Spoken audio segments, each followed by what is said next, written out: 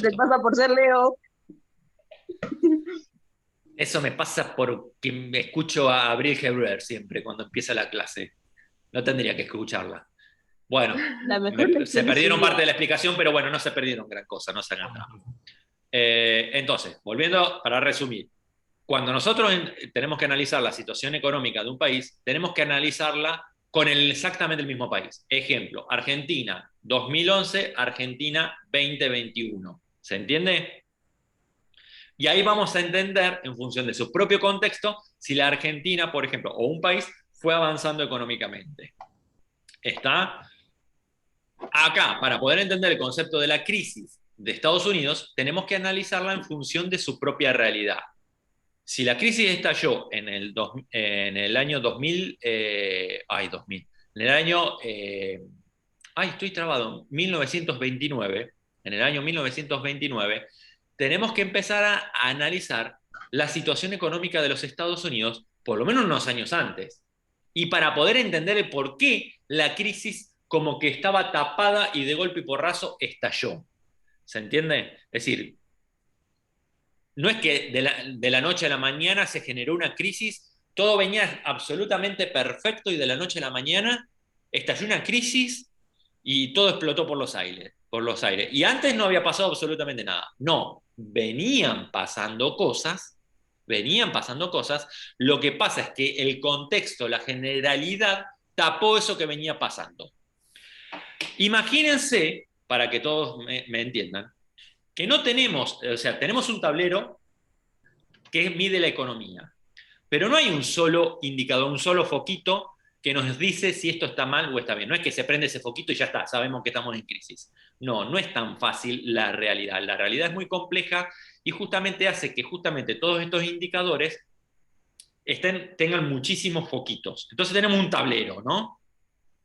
Tenemos un tablero con muchísimos foquitos. ¿Cuál es la realidad económica de, por ejemplo, de Canadá en este preciso momento? Y que la gran mayoría de los foquitos están prendidos verdes. Tiene dos o tres foquitos prendidos rojos. Bueno, estos dos o tres foquitos prendidos rojos, ¿significa que están en crisis económica? No, Y no, por sentido común uno diría no. Esto está fallando, pero no significa que estamos en crisis económica. Es decir, por ejemplo, en Canadá hay pobres, muy pocos. Y sí, como en pero todos eso quiere lados. decir que hay pobres entonces. Sí, pero no es tanto como acá, por No es ejemplo. como acá, que creo que tenemos un 30. Bien, entonces volviendo a la pregunta original. ¿Hay pobres o no? Siempre Sí, hay pero pobres. es relativo. Bien, pero para. Vamos por parte. Vamos por parte de Suki. Enfóquense en lo que yo pregunto. ¿Hay o no? La respuesta es sí o no. No da para Sí, más. Sí, Bien, sí. Sí, hay. punto. Ahora, ¿esa cantidad de pobres que tiene Canadá es más que la Argentina? No, no, No, ni O obviamente sea, que no hay cerca. no. una crisis económica, pero hay crisis para algunas personas. Así de corto.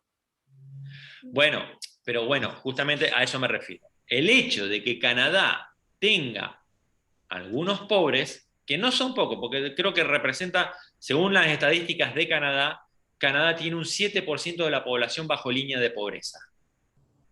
Pero de un 100%, un 7% que tengas de canadienses que sean pobres, bueno, está bien. Y segundo, eso, ahora sí, volviendo a lo relativo que señaló de Suque, ahora sí, volviendo a eso relativo que son canadienses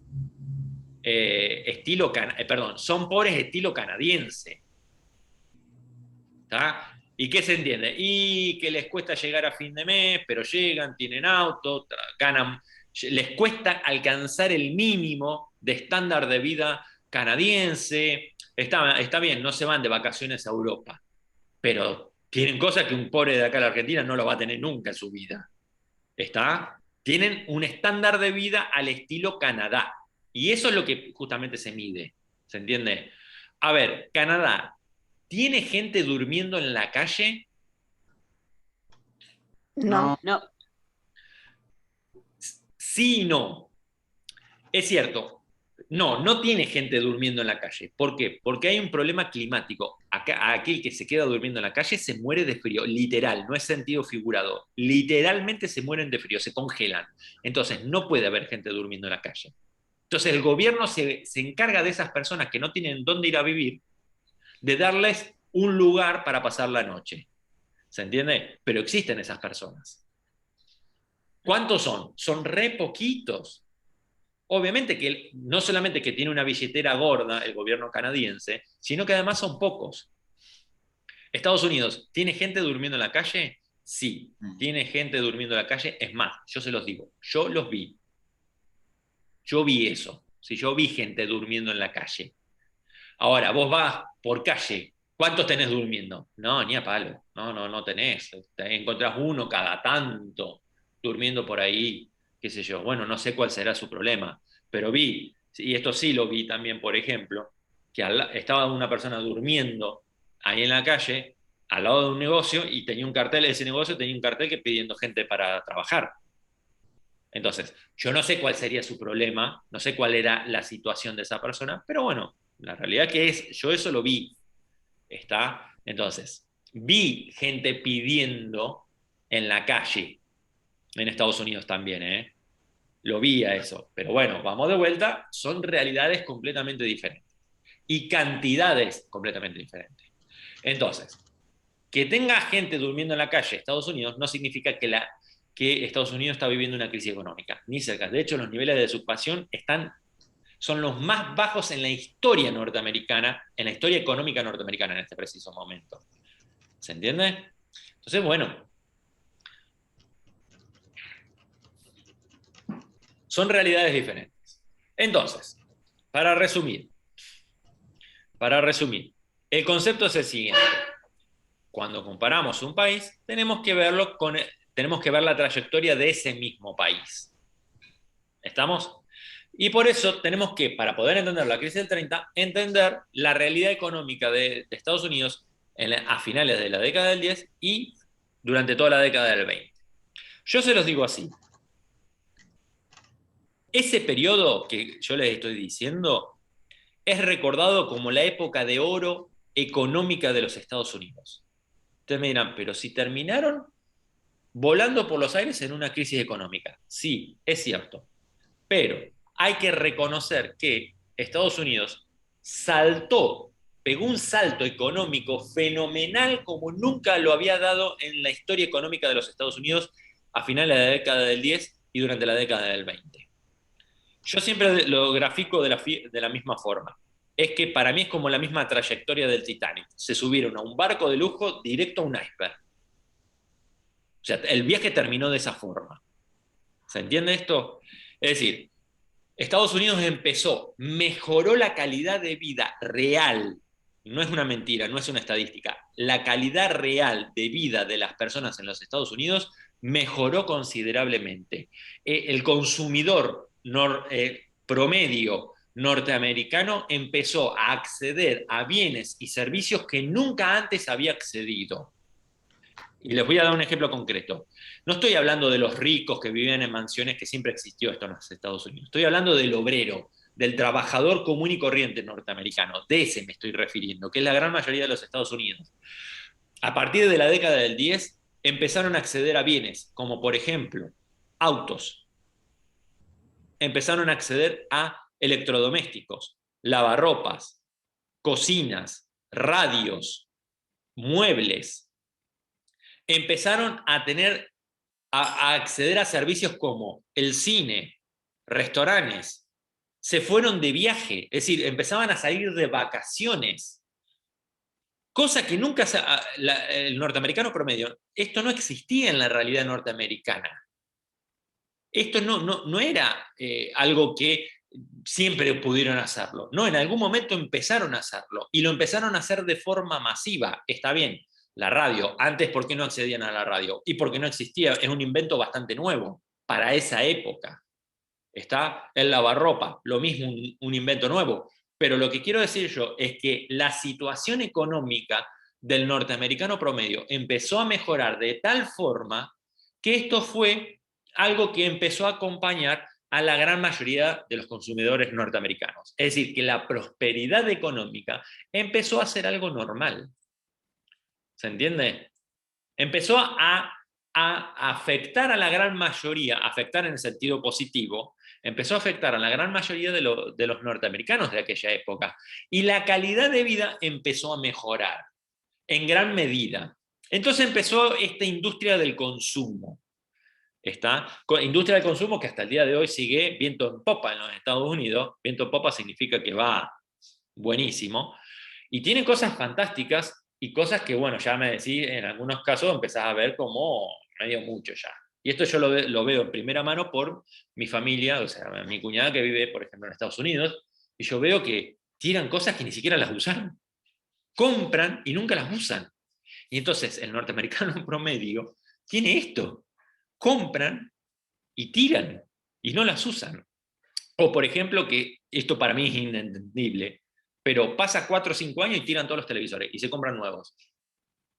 Sí, pero ¿cómo que? Sí, ¿pero tienen televisores que están nuevos? Sí, tienen televisores que No, están sí, nuevos. profe, yo me acuerdo que mi mamá veía a un youtuber mexicano que iba por los barrios de Sí, gente lo miro yo, media, lo miro ese. sí, que tiran El muebles solo vino. nuevos que ni usados, por ejemplo, y él los No. vende de segunda mano, o ni siquiera, porque ni siquiera están usados. De hecho, yo tengo 2 o 3 televisores que me han caído del norte, que mi cuñada le da lástima tirarlo y los trae para acá y los desparrama. Sí. Se ha O visto sea, a a juntar ese basura a Estados nivel. Unidos. ¿Perdón? No te escuché lo que dijiste. Bueno, no sé.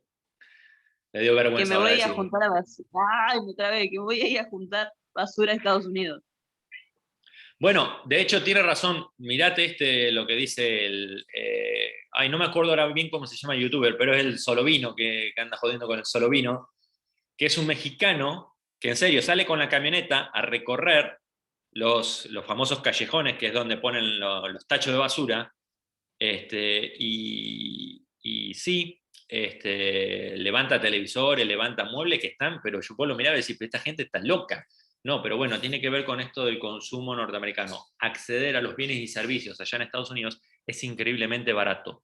Quizás no es tan barato el alquiler, pero sí estos bienes y servicios. Y esto generó toda una industria, una masividad que hace que justamente producen y producen y producen, y no, y nada, es cada vez más barato. Por eso no comprarlo es un delirio también. ¿Se entiende? Pero sí, esto es así. Y las sociedades prósperas, no pasa solamente en Estados Unidos, pasa en Canadá, pasa en Inglaterra, pasa en Alemania, pasa en Holanda, pasa en muchos países, digamos, que tienen una calidad de vida muy alta. Bueno, pero esto es algo que, claro, para nosotros es muy difícil entenderlo porque vivimos continuamente en crisis. Continuamente vivimos en crisis económica. Bueno, nada. Entonces, la prosperidad económica que se estaba viviendo en los Estados Unidos era muy marcada, era muy marcada. Y acá es donde justamente tenemos que empezar a marcar algunas cuestiones. Ejemplo, después de la Primera Guerra Mundial, Estados Unidos queda demostrada como que era una potencia económica y militar a nivel mundial. No digo superpotencia, esto va a quedar después de la Segunda Guerra Mundial. Pero para la Primera Guerra Mundial, Estados Unidos ya se recibe y empieza a formar parte de las principales potencias europeas. Empieza a compartir esto de calidad de potencia económica y militar, junto con Inglaterra, junto con Francia, ¿no? Y otros países más, que siempre ya tenían la historia de ser potencia económica, porque aparte Estados Unidos participó de la Primera Guerra Mundial.